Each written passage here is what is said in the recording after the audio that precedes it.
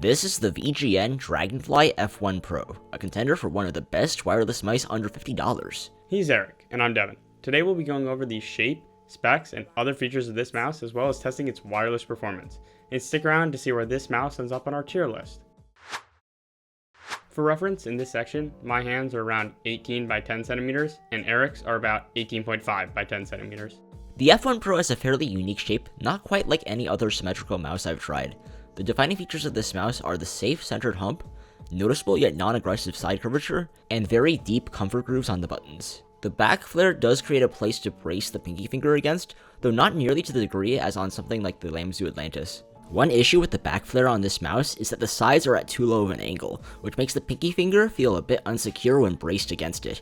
This is particularly an issue if you separate your ring and pinky finger when gripping the mouse, and can lead to the F1 Pro feeling pretty unstable if you do so. Meanwhile, the well-rounded front flare provides very good support for those who extend their fingers. The back of the mouse transitions smoothly to the sides in a way that allows the ring and pinky finger to sit comfortably flat against the side of the mouse. The overall side curvature on the F1 Pro reminds me a bit of the G-Wolf's HDX, as they have similarly rounded flares. However, the HDX is a much narrower grip width and front flare. Otherwise, the F1 Pro isn't all that similar to the HDX, being much taller and larger in the palm. The hump on the F1 Pro is angled enough to offer some stability, and low enough to allow for a decent degree of micro adjustments. Those who rely on inner hand micro adjustments, however, may find the hump slightly restrictive, and the hump won't offer as much stability as the numerous back hump claw grip mice on the market. Overall, the mouse has a very rounded feel, which is comfortable for relaxed grips. Additionally, the deep comfort grooves on the buttons do allow me to get a locked-in feel and a consistent grip on this mouse, though they maybe prevent some more exotic grips. If you enjoy these shape comparisons, consider scrolling down a bit and giving us a like and subscribing. For me personally, the F1 Pro is far from my top performer, as I prefer mice like the XM2WE with more aggressive humps and side curvature for my style of aggressive claw. Still, the F1 Pro has a unique and reasonably safe shape, which I would most recommend for conventional fingertip for large hands, relaxed fingertip for medium to large hands, aggressive claw for medium to large hands, knuckle claw for large hands, relaxed claw for medium-sized hands, and palm grip for those with small hands. This mouse is really solidly built, with minimal flex anywhere on it. Even with pushing really hard, there's just no budge, which is really impressive for a mouse of just 51 grams. But that's starting to become the norm with these ultralight solid shell mice nowadays. Additionally, the weight distribution is fairly good. Maybe a little front heavy, but nothing too extreme. The F1 Pro operates in both 2.4 GHz wireless as well as wired mode. Out of the box, it has a maximum polling rate of 1000 Hz, however it is 4000 Hz compatible with a separate dongle. There don't seem to be any issues with polling stability at 1000 Hz, though I have not tested the 4K dongle yet. The F1 Pro uses a 3395 sensor which has built-in motion sync capability. The motion sync implementation is alright, similar to other mice using Nordic MCUs with complex firmware. In terms of motion latency, when motion sync is enabled, the F1 Pro is around 1.5 milliseconds slower than the ZA13C, and with motion sync disabled, it is about 0.5 milliseconds slower than the ZA13C. This puts it pretty close to the Xiaopin Z1 Pro, which uses the same MCU and similar firmware, making it one of the faster 1000 Hz wireless mice. The click latency is decent, sitting at 2.1 milliseconds when set to 0 milliseconds debounce. This is not noticeable latency by any means, but is not as fast as the top wireless mice. While we have not been able to test the 4K dongle yet, the performance may be similar to that of the Lamzu Atlantis 4K.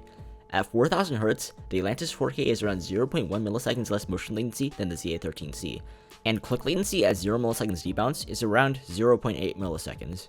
The battery life at 1000 Hz polling is pretty good, advertised to be around 65 hours on the F1 Pro and 130 hours on the F1 Pro Max, which has a larger battery. This battery estimate has appeared accurate in our testing. When this mouse does run out of battery, it charges using a braided USB-C cable. This cable is not bad as it is reasonably flexible, but not the best as it lacks an angle stress relief and is a bit heavy. Like the Z1 Pro, the F1 Pro comes with a premium metal dongle extender, which is nice to see for the price, though not important by any means. The clicks on this mouse are both good and bad. They're extremely light and spammable, but they just don't feel all that great to click. They have a tiny bit of pre-travel and a bit of extremely light post with a harsh bottom out, making for a very lackluster click feel. But in terms of usability, they work great in game. Another thing that contributes to click feel is the aggressive comfort grooving on the triggers. At first, I wasn't a huge fan of them and found them a bit uncomfortable and restrictive. However, I quickly got used to them and came to like them a bit. They contribute to a fairly consistent click feeling since they guide your fingers to the center of the trigger. Additionally, the side buttons are decent, but not amazing. They have a bit of pre and some post. They're on the heavier side in terms of clicks, while still not being the most tactile, but they are reasonably spammable, and I haven't ran into any issues using them in game. I personally really like the scroll on the F1 Pro. It's not insanely ratchety like the Zowie scroll wheels, but it has very clearly defined steps while still maintaining a smooth feel. Additionally, the scroll click is pretty good too. It's not too heavy, not too light, pretty easy to press without accidentally turning the scroll wheel, and has a good amount of travel while still allowing it to be spammable. I'm not gonna lie, the coating on the F1 Pro is pretty bad. It's a slightly textured matte coating, which is not grippy when dry and gets very slippery with sweat. The coating is probably the worst aspect of this mouse, and I would really like to see it improved in the future. Luckily, the mouse does come with some pretty good grip tape, though it will change the dimensions of the mouse a bit. The skates are PTFE, and they're not bad. They have decent surface area and well-rounded edges, leading to a reasonably smooth glide. They aren't on the level of skates like those on the Lamzu mice, but I don't think it's necessary to replace them. The F1 Pro has adjustable debounce at 0 milliseconds, which allows for most clicks to be registered. There does appear to be a CPS cap of around 28 on mice with complex Nordic MCU implementations. The light buttons make the mouse pretty easy to jitter on, though the button shape may not be the most ideal. I can hit 13 to 15 CPS on this mouse, which is similar to most others. For butterfly clicking, the buttons aren't particularly wide or narrow, but do protrude enough to comfortably hit with both fingers. I can hit upwards of 22 CPS when butterflying on this mouse. I would not recommend this mouse for drag clicking, as even with the grip tape, the weak button tensioning makes it difficult to consistently drag click. The F1 Pro has top-of-the-line specs, a really solid build quality, and a fairly light weight of just about 50 grams. Although personally, I'm not the biggest fan of the shape as it doesn't suit my style of relaxed scroll very well, I was happy to see a fairly unique shape come out of this mouse. And that shape is a solid performer for all grips at a wide range of hand sizes, but doesn't really stand as a superstar for any one given grip. For those reasons, the Dragonfly F1 Pro lands solidly in B tier. Maybe with a bit better clicks, or a little bit better of a coating, this mouse could be boosted up to A, but overall this is quite a good mouse and I wouldn't think twice about recommending it. In terms of value, this is yet another one of these new mice coming out of China offering fantastic value.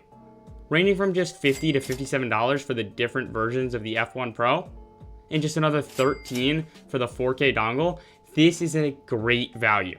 Putting it right on par with the Zalpin Z1 Pro in terms of how good of a value they both are. I'm excited to see more of these amazing budget wireless mice coming out in the near future, given how high quality the ones we've taken a look at so far have been.